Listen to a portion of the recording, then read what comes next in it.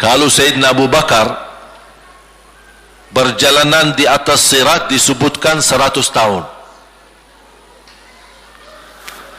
Tapi Sayyidina Abu Bakar satu langkah di atas sirat, langkah kedua di depan pintu surga. Dahsyat. Ini Sayyidina Abu Bakar seperti itu. Bagaimana Rasul? Rasul sudah menunggu di depan. Mulai manusia satu persatu jalan di atas sirat. Dan Rasul di saat itu sibuk berdoa, Allahumma sallim sallim, ya Allah selamatkan umatku, ummati ummati, ummati ummati, sampai mereka terselesai. Sampai di situ saja. Sebelum masuk surga ada berita gembira untuk umatnya Nabi Muhammad sallallahu alaihi wasallam. Tidak boleh ada yang masuk surga, harus berjumpa dengan beliau dulu, tatap muka, dan disediain minum yang disebut air Al-Kautsar, dan di situ banyak gelas. Tinggal kita ambil gelas dan minum. Begitu kita mau ambil gelas dan minum, datang Rasul, jangan kamu minum langsung dari tanganku sendiri. Barang siapa yang minum dari tanganku tidak akan haus selama-lamanya. Allahu Akbar. Di situ terasa kemuliaan. Begitu kebahagiaan kita bertemu dengan Nabi Muhammad dan bisa langsung minum dari tangan Nabi Muhammad sallallahu alaihi wasallam. Bukan hanya begitu saja, bahkan Nabi Muhammad memegang tangan kita, mengajak kita masuk 8 pintu surga. Ada 8 pintu. Rasul bersabda, satu pintu luasnya seperti antara langit dan bumi. Satu pintu antara langit dan bumi luasnya. Dan kata Rasulullah, di saat itu akan manusia gesa-gesaan untuk masuk surga. Itu tanda apa? Banyak yang akan masuk. Mudah-mudahan kita terhitung dari yang banyak. Begitu ahli surga masuk, kira-kira Rasul berhenti? Ahli surga sudah masuk, sudah aman?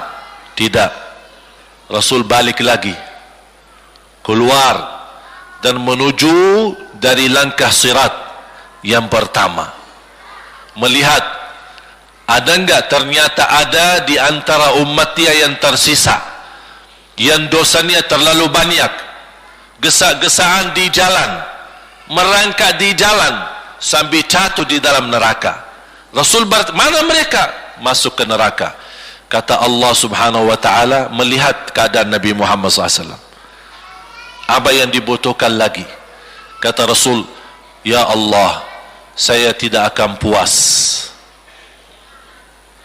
masuk surga sampai hamba-hambamu yang ada di neraka, umatku, diselamatkan. Allah subhanahu wa ta'ala mengizinkan Nabi Muhammad keluarkan dari neraka. Dia keluarkan. Sudah cukup ya Nabi Muhammad? Tidak cukup ya Allah, masih ada lagi. Diambil lagi, dikeluarkan, diambil lagi, dikeluarkan. Artinya dari umat Nabi Muhammad yang masih banyak dosanya, yang masih banyak kelewatannya sama Rasulullah, yang tidak pantas memberi kemuliaan kepada Rasulullah SAW, dapat pula syafaatnya Nabi Muhammad. Yang tidak pernah memberi tanda sayang dan cinta kepada Rasul, dapat rasa sayang dan cinta Nabi Muhammad SAW. Sambil kata malaikat Jibril, demi Allah saya melihat Nabi Muhammad mengambil manusia dari neraka Jahannam, diselamatkan dari siksa dan membawa mereka ke surga. Kata malaikat Jibril, sambil aku kira tidak ada lagi yang tersisa di neraka Jahannam, saking banyaknya yang dikeluarkan oleh Rasul. Itu syafaat Rasul sallallahu alaihi wasallam. Oleh karena itu jamaah sekalian, ini yang saya ceritakan. Saya mohon kalau anda lagi bersalawat, ingat itu semua. Nabi Muhammad bukan Nabi yang biasa.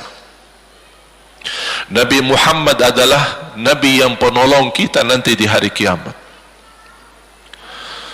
Seandainya kita masuk neraka Jahannam, masih ada harapan kita dapat syafaat Nabi Muhammad sallallahu.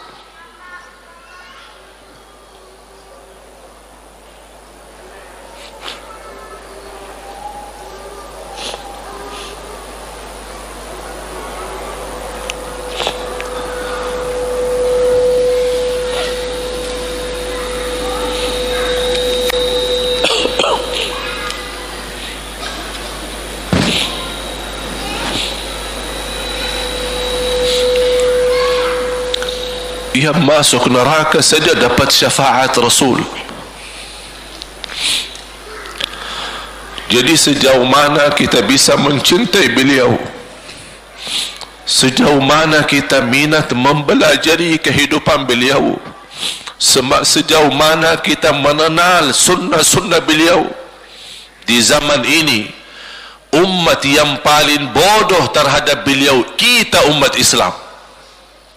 Kita umat Islam banyak hal yang tidak tahu tentang beliau, tidak tahu bagaimana perjuangan beliau, bagaimana doa beliau untuk kita, bagaimana kesedihan beliau kalau ada di antara kita yang kena musibah atau keburukan, apalagi masuk neraka.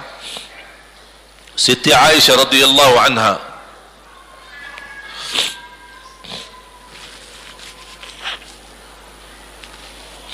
Siti Aisyah radhiyallahu anha pernah minta sama Rasul doa.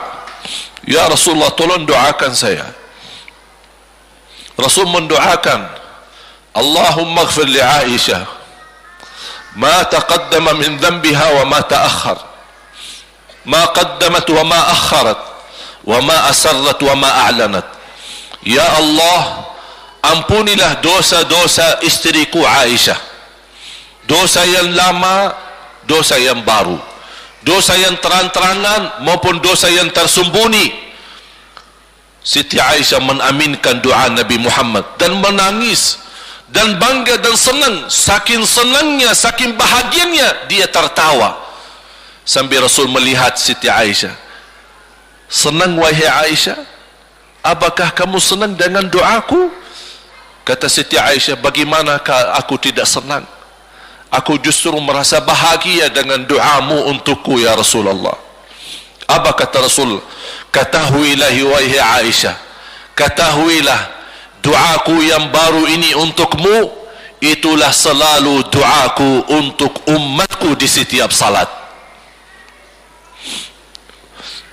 Itu doa Nabi kita buat kita. Setiap beliau salat mendoakan kita, ya Allah, ampuni dosa umatku, dosa yang lama, dosa yang baru, dosa yang sembunyi, dosa yang terang-terangan. Setiap salat itu doa Nabi kita, Nabi Muhammad SAW untuk kita semua. Apa yang diminta oleh Rasul? Rasul tidak minta banyak dari kita.